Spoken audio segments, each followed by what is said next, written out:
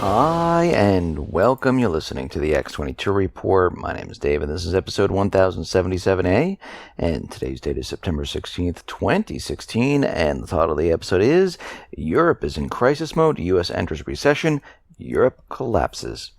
Now, before I get started, I just want to make an announcement. Tomorrow, Saturday, I'll be uploading an interview with Bill Murphy. He is from GATA.org. If you are on the X22 Report email alert system, I'll email you. If you subscribe to YouTube, you should get an email from YouTube. If not, you can go to YouTube and type in X22 Report Spotlight. Should bring you to the video, or you can come over to the x22report.com site. All you have to do is scroll down a little bit. You look over to your right, you'll see the video there. Or you can go to newssentinel.com. Same thing, scroll down a little bit, look over to your right-hand side, and you can view the video there. Let's get into the economic collapse financial news. Now, today on the market, we see it is Friday once again, and they couldn't get the market where they wanted it to go. The market closed down today. Gold is down a little bit. And what we're seeing right now, it's getting more and more difficult for the high-frequency traders, the plunge protection team, to keep the market up. As hard as they work, there are those who are selling off. And the only way the market is staying up right now is with the creation of free money. And they're taking this free money and they're putting it into the market. That's what the plunge protection team does. They have an allotment of funds and they take it and they put it into the market to keep it up.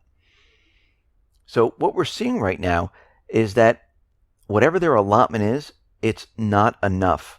They need more of it. And this is why Yellen is out there talking about more money printing, creating more currency to the tune of 4 trillion or maybe more, because they're starting to realize that as this market continually collapses, it's going to become more and more difficult to keep this entire system alive. And when we look at all these economic indicators, we are seeing the total destruction of this economy. I mean, we've been tracking this, and everyone has to understand how this works. These central bankers, they keep the illusion alive as long as they possibly can. It's not like you wake up tomorrow and the system was fine one day and collapsed the next day. I mean, this is what many people believe.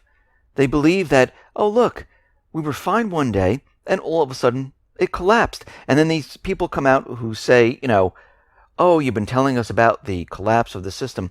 Well, it doesn't work the way everyone thinks it works. What they do is they keep the illusion alive as long as possible. And sometimes it goes for 2 years, sometimes it goes for 5 years. But what we're doing right now is we're tracking all of these years to show how it's coming down. Because when it does come down and the market collapses, it's not because the economy was fine one day and terrible the next. What's happening is that the illusion is being ripped apart over these years. And the economy is continually deteriorating. And I'm not talking about the stock market. I'm talking about manufacturing. I'm talking about retail. I'm talking about people who are employed, who are unemployed now. I'm talking about everything that's going on in this country. Rail traffic, trucking, bulk dry shipping, corporate defaults. That's what we're looking at. And slowly, as they built the illusion up, the illusion starts to fall apart. And that's what we've been tracking. We're watching it slowly fall apart. And when we get to that point, when it collapses, it was because the system has already collapsed. And this is the last part of it, which is the stock market. So when people say, well, the system hasn't collapsed, well, no. It's a buildup. And we reach this certain point where the system cannot be sustained anymore. And they know it, and they have to bring it down. Or something comes out of left field and it brings it down for them. Think about what happened during 2008 with the subprime crisis. This just didn't happen overnight. One day it was fine, the next day it was bad. This was a buildup. People were continually defaulting on their mortgages. People were continually buying more houses. People were continually defaulting. The illusion was kept alive with rating these subprime securities with AAA. AAA, no, they're fine. The market continually rose. The market continually rose. And this went on for many years. In the meantime, we had bubbles all over the place. And eventually what happened is the illusion met the real collapsing of the economy, and we had the whole thing implode. And we're seeing the same thing happen once again. When we look at this economy right now, we see that the Fed is saying that there's no inflation whatsoever, but we do see inflation. We see inflation in rentals. We see inflation in medical costs. We see inflation in housing. We see inflation in all of these areas. Other areas they're able to control. Think about why they lowered the fuel prices. There are many agendas associated with this. Once they lower fuel prices, shipping becomes less expensive. Production becomes less expensive. And if it's less expensive, the prices of the goods, they don't rise. They can actually stay the same or fall.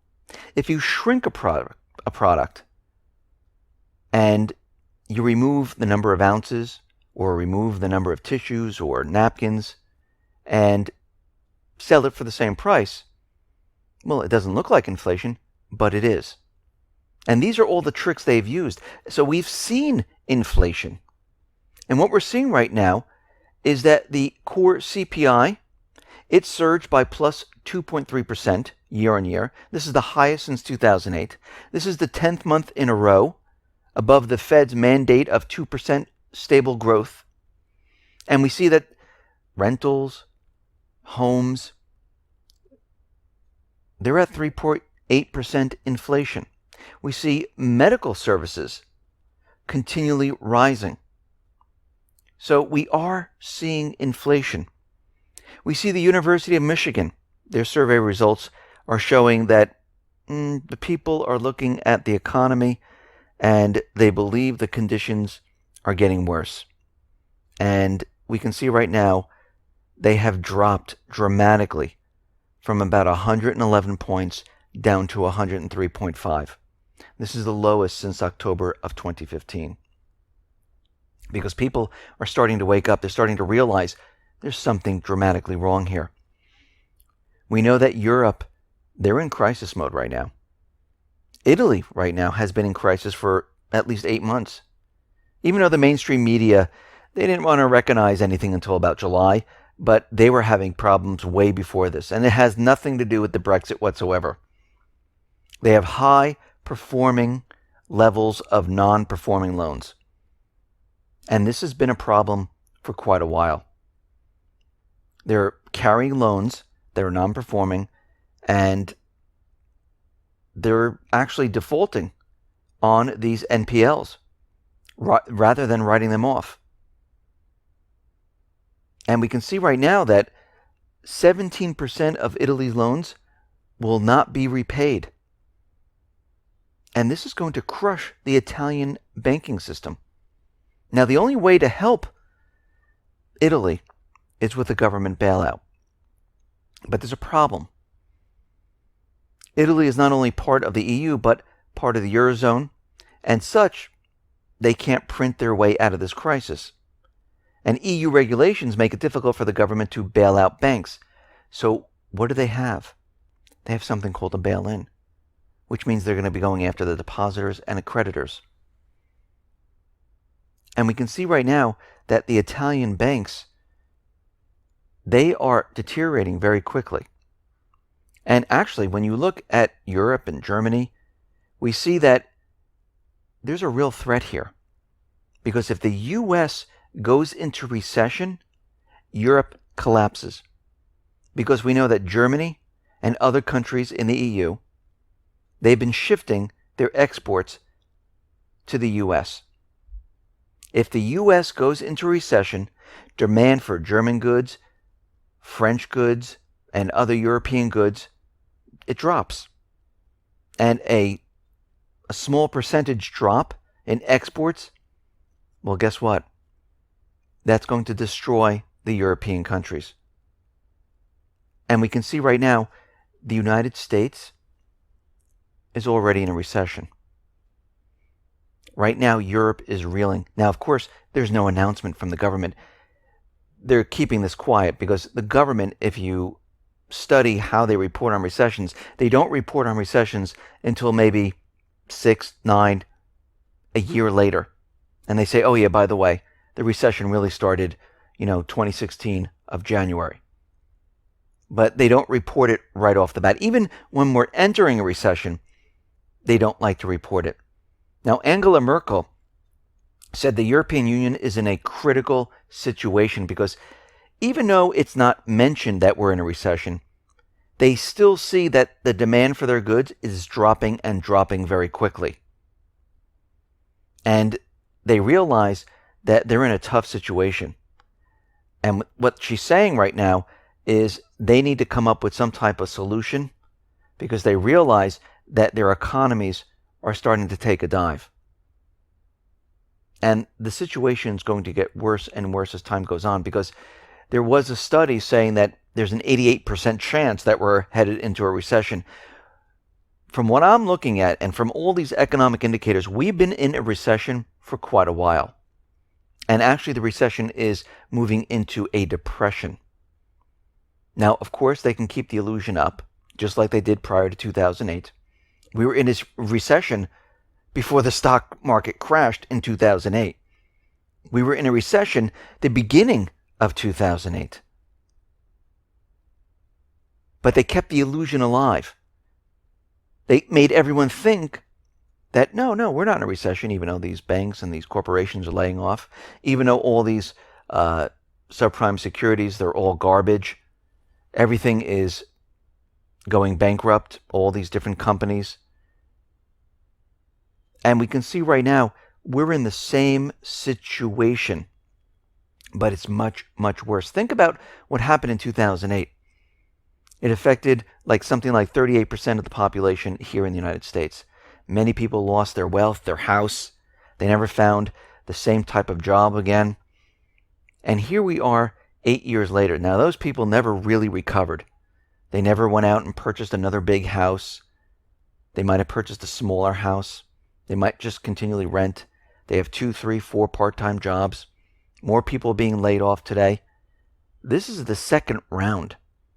And when this second round of this collapse hits, it's going to be a complete disaster because it's going to wipe out all those that were hit first, and all those people that weren't hit, well, they're going to get hit this time.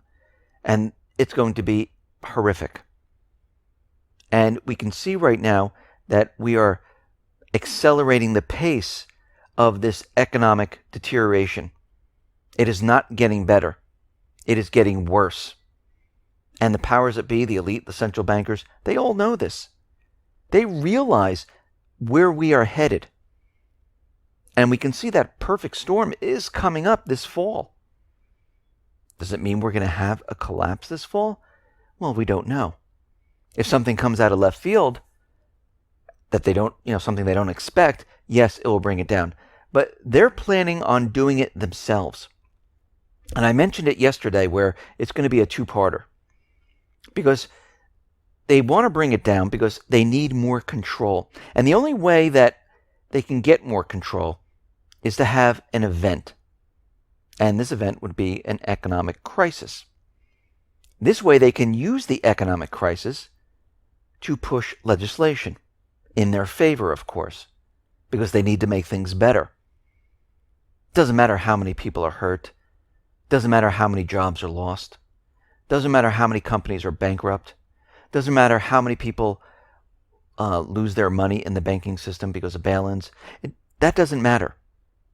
Their whole agenda right now is to have this economic crisis, to push certain legislation through to take more control of the economy. Because they know they can't depend on the people. They can't depend on the people to boost this economy because People have no jobs. People aren't spending. Manufacturing is a disaster. Put all the pieces together. The only way it can stay afloat is if the central bank goes out and has their hand in every aspect of the economy while the people sit on the sidelines. And the only way to do this is to have an event, a crisis. And this is what's coming. And I wouldn't be surprised if it happens maybe this year or next year, because the clock is ticking down. Listen, everyone, thanks a lot for listening. Be well, be safe, and especially be prepared. Thanks a lot.